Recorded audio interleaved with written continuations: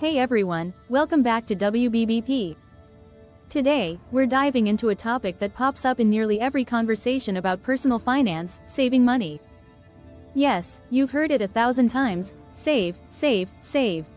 It's the classic advice for anyone wanting to build financial stability. But let's be real, it's a lot easier to say than it is to do.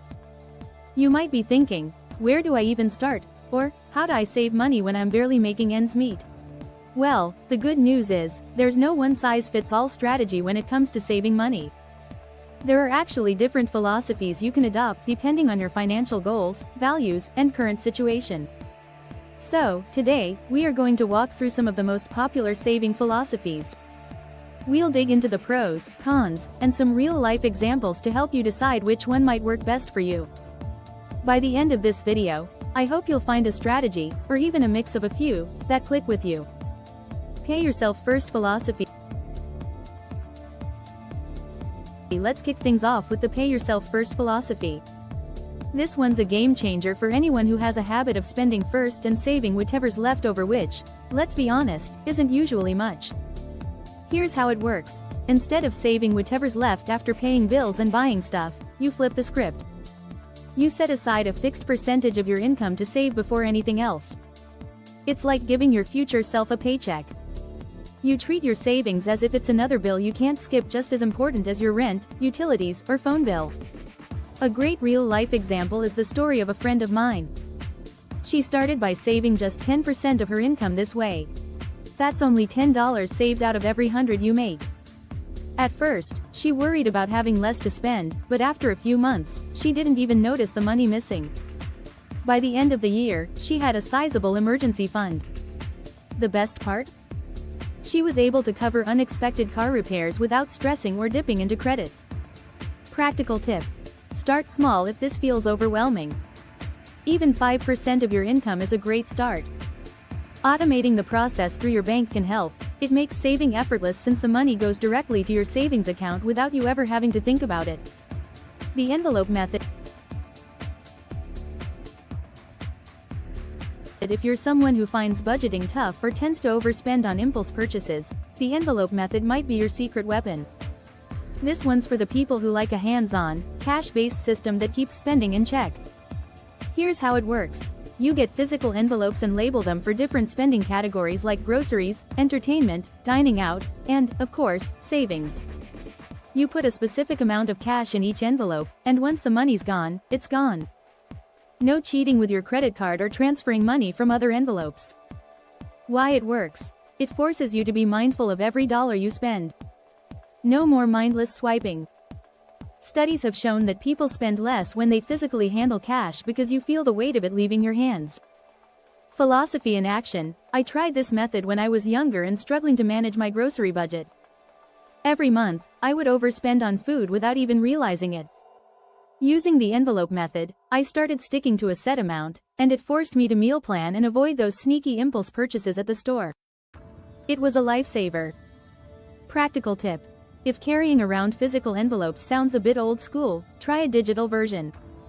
Apps like GoodBudget or Envelopes give you the same envelope-based approach but allow you to track everything on your phone. Philosophy 3. The emergency fund first philosophy.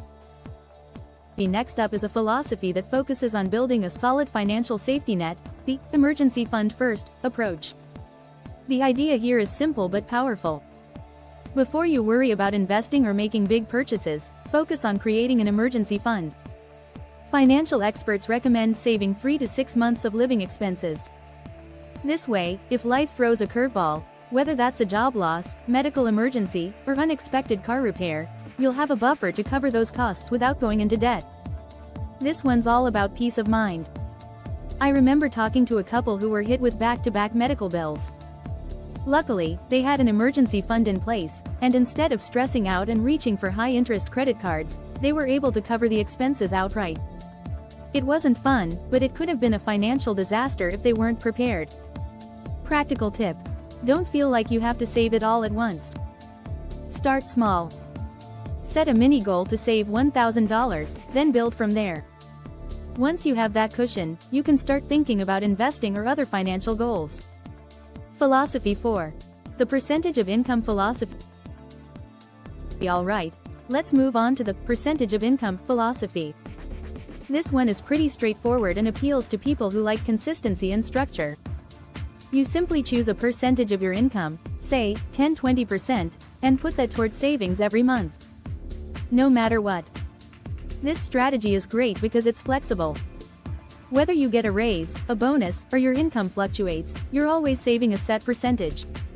It's also a method that can grow with you. As your income increases, so does the amount you're saving. Example: a friend of mine started saving 10% of her income. She didn't think it was much, but over time, as she got raises and promotions, her savings started growing exponentially. The key was consistency. Now, she's saving 20% of a much larger income, and she's on track for early retirement. Practical tip: make this automatic, too.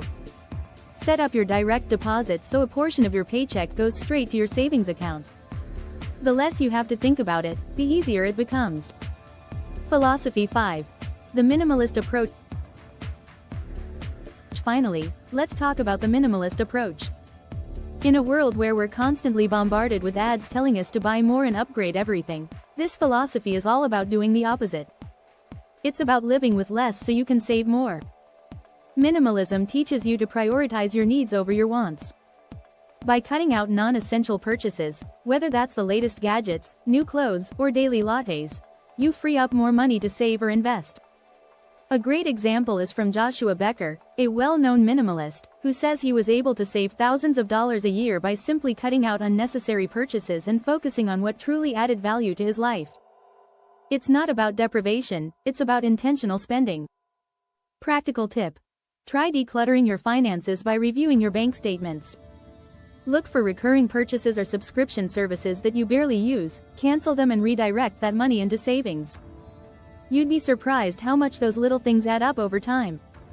So, there you have it, 5 different saving philosophies to explore.